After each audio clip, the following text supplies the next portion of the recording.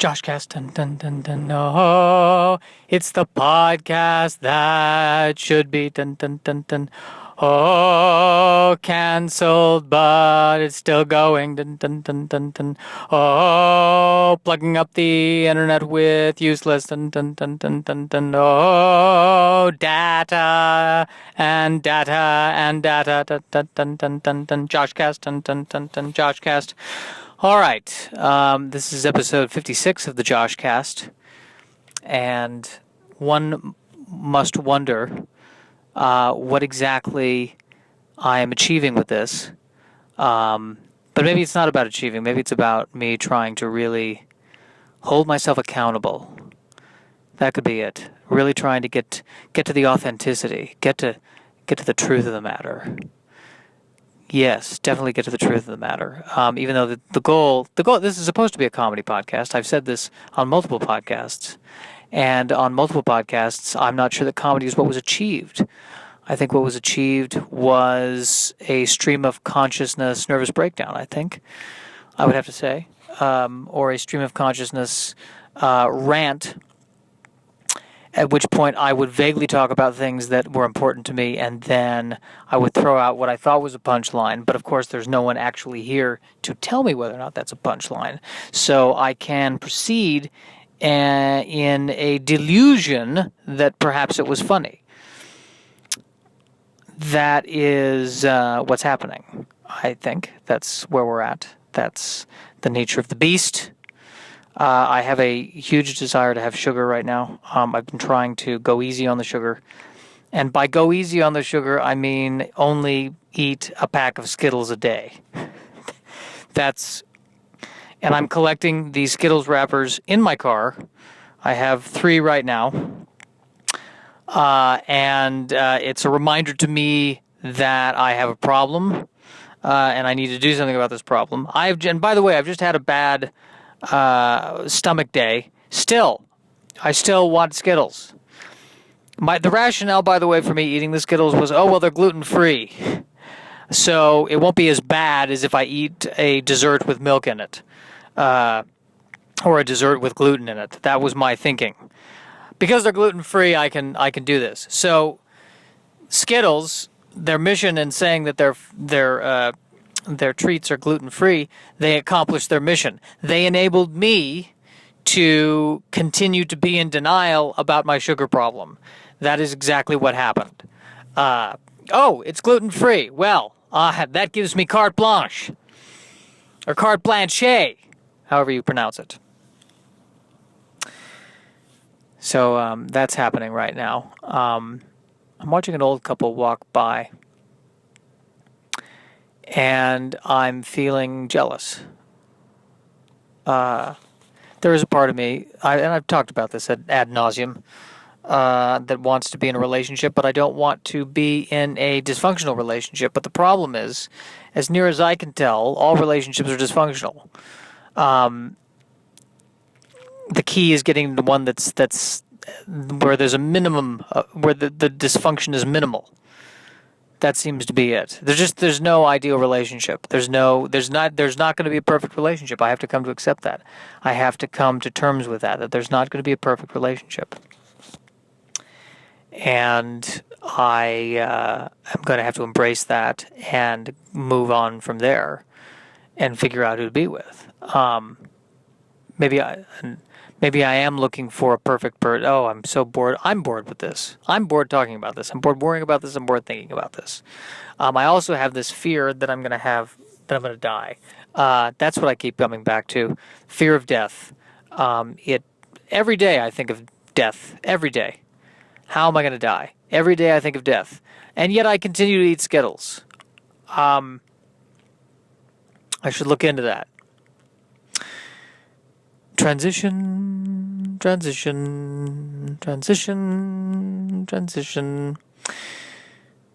So, what? I don't even know what I'm transitioning to at this point. I really don't. Did I say this was the 56th episode? I probably did. Who am I talking to? Who am I talking to? What is the point of this? To go deeper. I feel like I'm going deeper. Not in the podcast. I mean, what are the deepest things? What's the deepest things going on? Well, I mean, I lost my virginity when I was 32 because I'm terrified. There's so much fear in my life every day. Every single action I take, there is fear around that action. Whether it's at work, whether it's on stage, there's always fear is always there. I don't know if it's like that with everybody. I think there's some people who seem like they're less afraid than others. And to those people who are not afraid, I say, what must it be like to be happy? I do not get that sense. I don't get what it's like to not be afraid. I don't get how someone can not be afraid. I don't get how people are walking around. There are people who are walking around, they seem genuinely okay with things. How are you able to do that?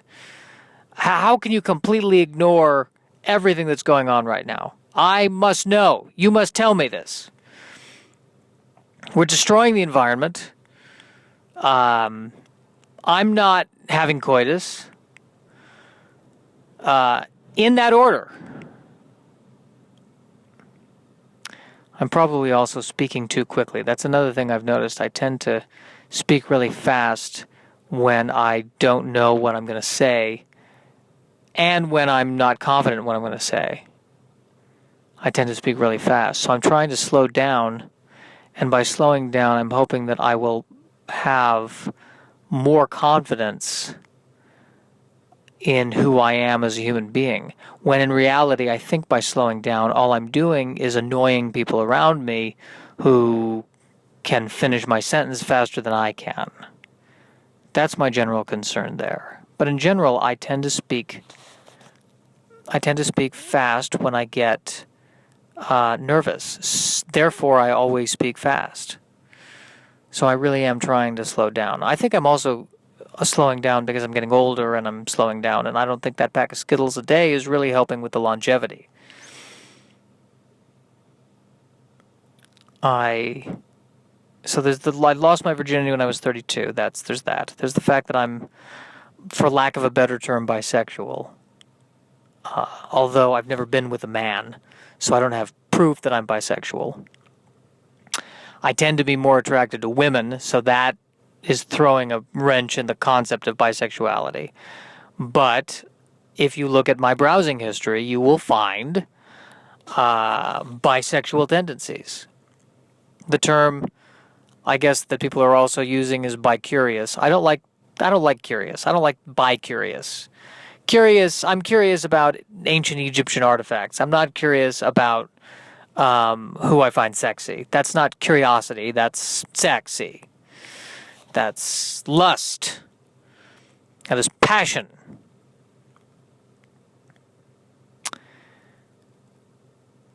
And the thing is that I don't want to go out there and just try it with a guy to try it with a guy. I would only want to be with someone if it was the right situation. I mean, the same thing as being with a woman. I don't want casual sex. I don't much enjoy it. I want to really try being in a relationship. It terrifies me to say that just now. There was fear that was coursing through me. Because I'm afraid that if I say that, I'll actually get it. That the universe will actually put me in a relationship. And in many ways, a relationship was what I do not want. Because I want to have the freedom to write jokes about how much I am lonely. And that takes time. And there'd be no time to write jokes about loneliness if I was in a fulfilling relationship. You kidding me?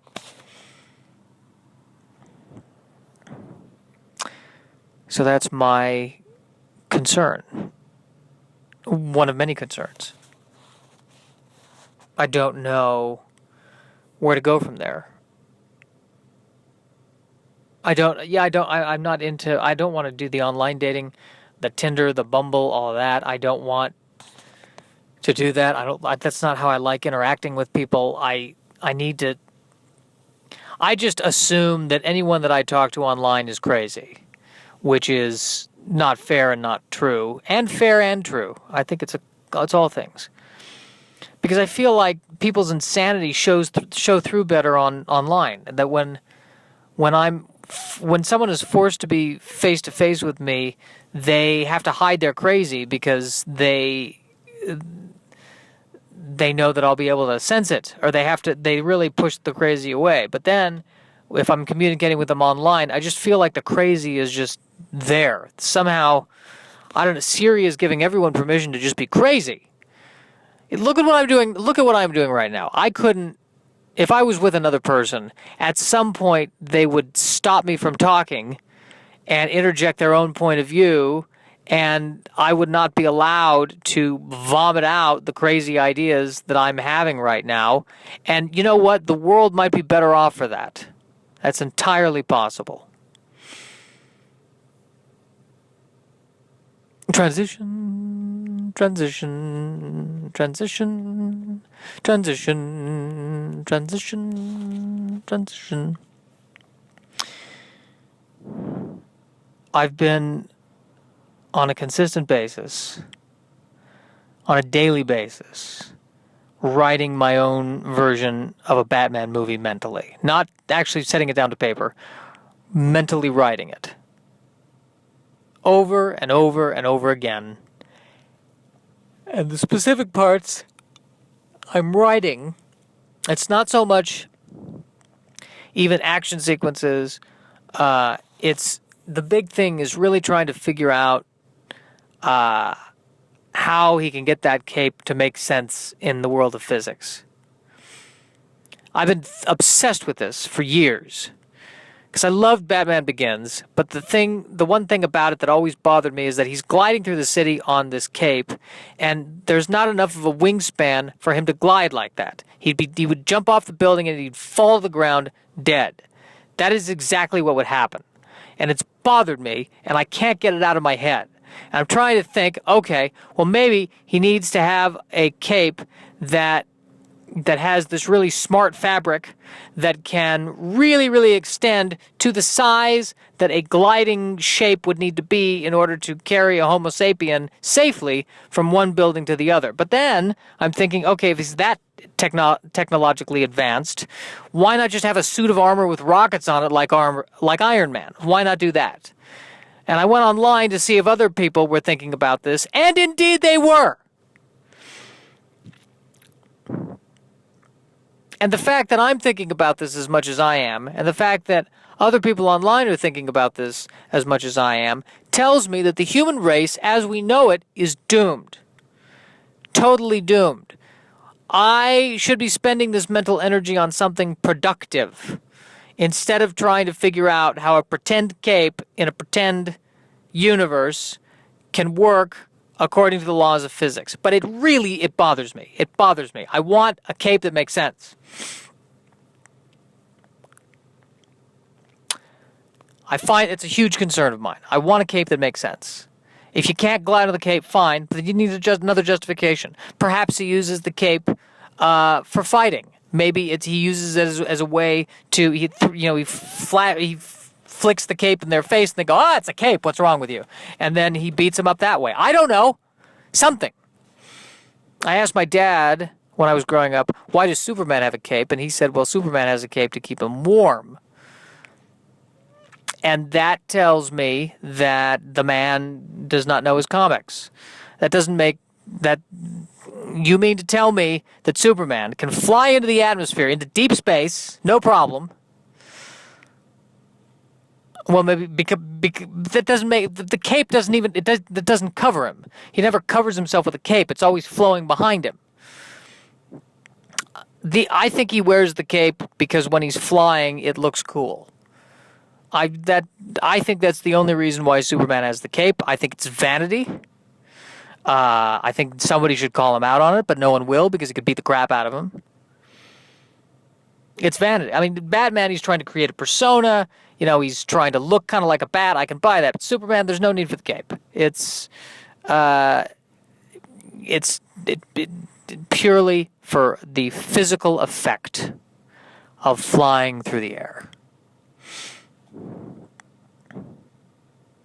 This is the end of the podcast. The end of the podcast. And the children sing and the children play. This is the end of the podcast.